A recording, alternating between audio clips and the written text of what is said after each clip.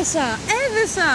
Δεν μπορώ να πιστέψω στα μάτια μου. Τι ομορφιά είναι αυτή. Είναι πανέμορφο το μέρος, πάμε να το εξερευνήσουμε μαζί. Για πού το βάλαμε? Για πού το βάλαμε όντως? Για Έδεσα. Για Έδεσα, φεύγουμε για Έδεσα. Θα κάνουμε μια μισή ώρα να φτάσουμε από Θεσσαλονίκη.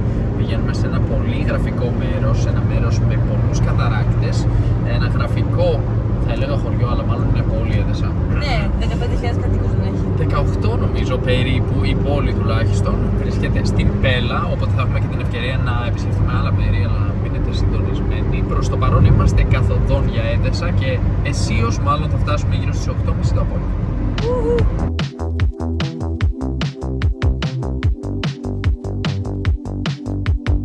Πλατεία Τιμενιδών τη νύχτα.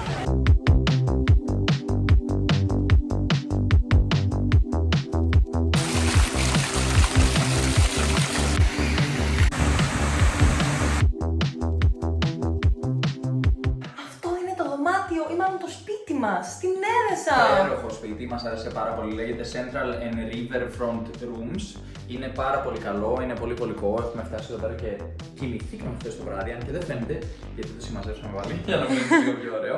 Εδώ υπάρχει ένα τραπέζι για την κουζίνα για να πάμε κλιπά, άμα χρειαστεί.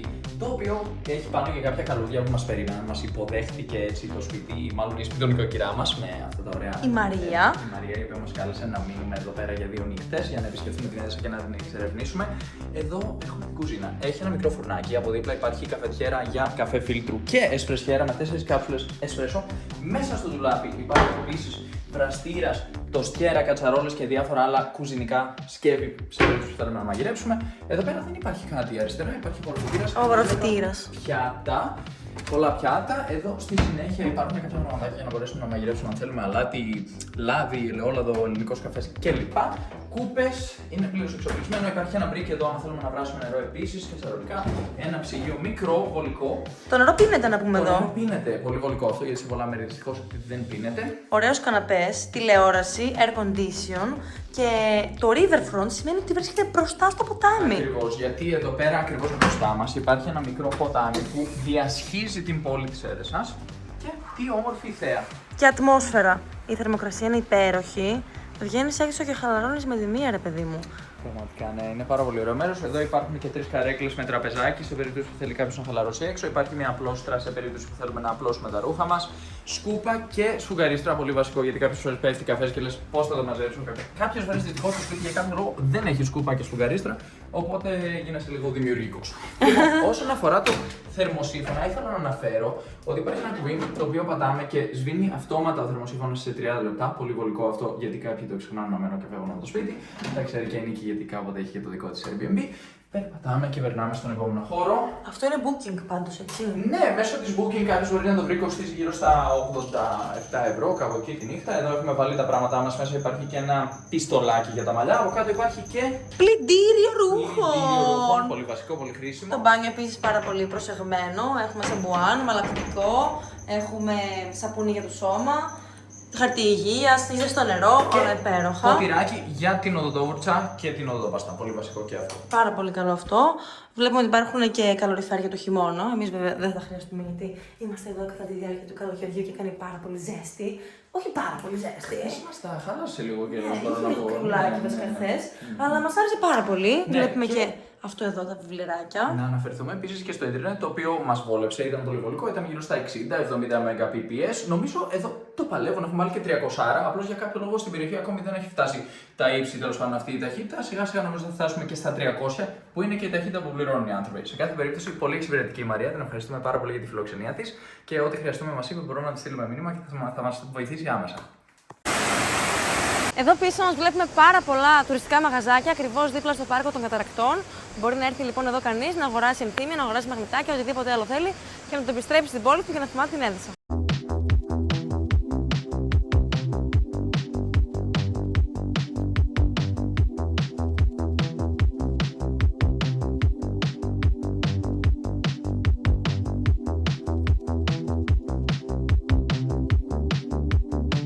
Ο Καταρράκτης Κάρανος είναι ο μεγαλύτερος της Ελλάδας. Έχει ύψος 70 μέτρων. Και έχουμε την τύχη να βρισκόμαστε ακριβώς μπροστά του αυτή τη στιγμή, μέσα στο πάρκο των Καταρακτών, όπου υπάρχουν διάφορα μονοπάτια που μπορούμε να ακολουθήσουμε. Εμείς ακολουθήσαμε το μπλε μονοπάτι και φτάσαμε εδώ περίπου σε 3 λεπτά. Είναι πολύ κοντά στην είσοδο. Πολύ μακριά. Κουραστήκαμε. Δείτε έναν απίστευτο καταράκτη. Πίσω από τον εντυπωσιακό καταράκτη Κάρανο κρύβεται ένα από τα πιο ιδιαίτερα γεωλογικά μνημεία της Ελλάδας. Το σπήλαιο των καταρακτών δημιουργήθηκε μέσα από μια φυσική διαδικασία που διήρκησε χιλιάδες χρόνια, καθώς τα νερά του καταράκτη διαμόρφωναν σταδιακά το τοπίο γύρω τους. Οι εντυπωσιακοί σχηματισμοί, η θολωτή οροφή και η συνεχής παρουσία του νερού δημιουργούν ένα μοναδικό σκηνικό που συνδυάζει τη δύναμη και την ομορφιά της φύσης. Πρόκειται για ένα σπάνιο γεωλογικό φαινόμενο, το οποίο συμπληρώνει με τον καλύτερο τρόπο την εμπειρία της επίσκεψης στους φημισμένους καταράκτες της Έδεσσας.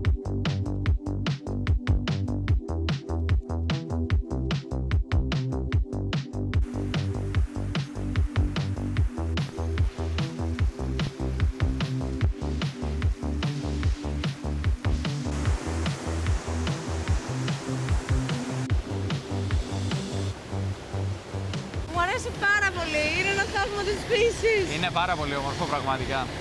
Είμαστε ακριβώς μπροστά από τον καταράκτη και βλέπουμε το νερό να πέφτει ορμητικά πάνω προς το κάτω.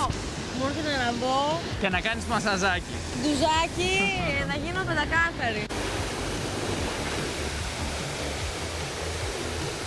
Και τώρα περνάμε πίσω από τον καταράκτη.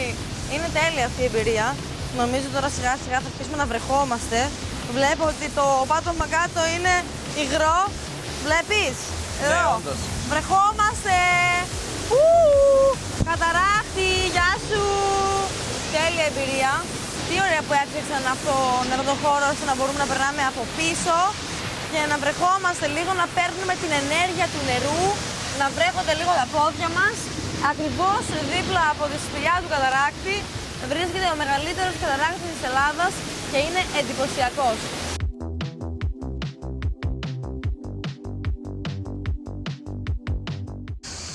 Δες εδώ μια δεντράρα. Έχει ξαπλώσει για τα καλά αυτός ο κορμός. Ακριβώς δίπλα στο καταράκτη Κάρανο βρίσκεται το ερπετάριο. Μέσα μπορείς να βρεις πάνω από 60 είδη ερπετών, σαύρες, χελώνες, φίδια. Η είσοδος κοστίζει 3 ευρώ.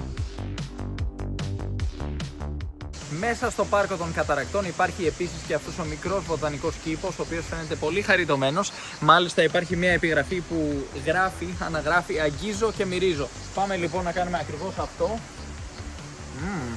Μπορούμε να συνεχίσουμε μάλλον έτσι για το υπόλοιπο της ημέρας. Το συγκεκριμένο λίγο ξεραμένο, αλλά ίσως πρέπει να πιάσω από πιο χαμηλά. Δεν χρειάζεται καν να το ακουμπήσω, το μυρίζω από εδώ. Μυρίζω πάρα πολύ ωραία. Ναι, είναι καταπληκτική η μυρωδιά της. Ελάτε εδώ να αγγίξετε και να μυρίσετε, παιδιά, θα πάθετε την πλάκα σας. Πάρα πολύ ωραίο κήπος εδώ αυτό το τμήμα. Ακριβώς δίπλα στους μήλους, στους ιστορικούς μήλους της Έδεσσας και στους καταράκτες. Δηλαδή είναι ένα υπαίθριο πάρκο παύλα μουσείο. Κάτι ακόμα που αξίζει να κάνεις στην Έδεσσα είναι μία βόλτα στη συνοικία Βαρόσι. Στην ιστορική συνοικία Βαρόσι, εντωμεταξύ το όνομα έρχεται από τα ουγγρικά και τα τουρκικά, σημαίνει προάστιο, και να πούμε ότι κατοικείται συνεχόμενα τα τελευταία 2.500 χρόνια. Βλέπουμε την αρχιτεκτονική, πέτρες, πάρα πολύ γραφικό μέρος. Ναι, είναι τα κλασικά μακεδονίτικα σπίτια, έτσι χαρακτηρίζονται αυτά. Βλέπουμε ότι η βάση, τέλος πάντων το ισόγειο, είναι κτισμένο με πέτρα, ενώ στη συνέχεια θα δούμε ότι προεξέχουν οι υπόλοιποι όροφοι με πάτωμα ξύλινο. Οδός Μακεδονομάχων.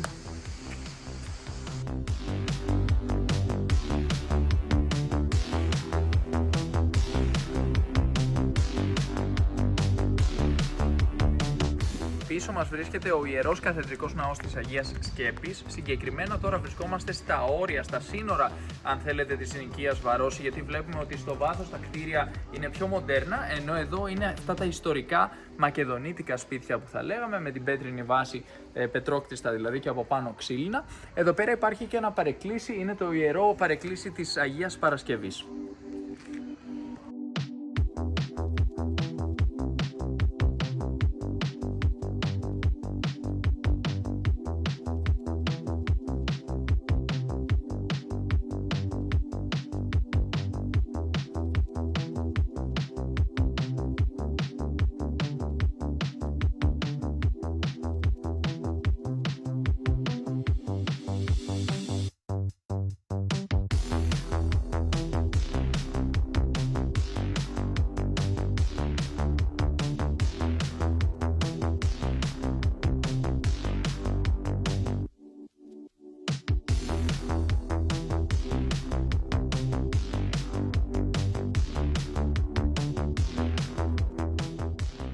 Και εδώ βλέπουμε τον σταθμό κτέλ, όπου μπορεί να φτάσει κανείς αν έρχεται με λεωφορείο. Πίσω μας βλέπουμε το άγαλμα του Μεγάλου Αλεξάνδρου, ο οποίος κρατάει στο χέρι του μία φλόγα, βρίσκεται πάνω στον Βουκεφάλα και η επιγραφή γράφει «Πέρασε φως σκορπίζοντας».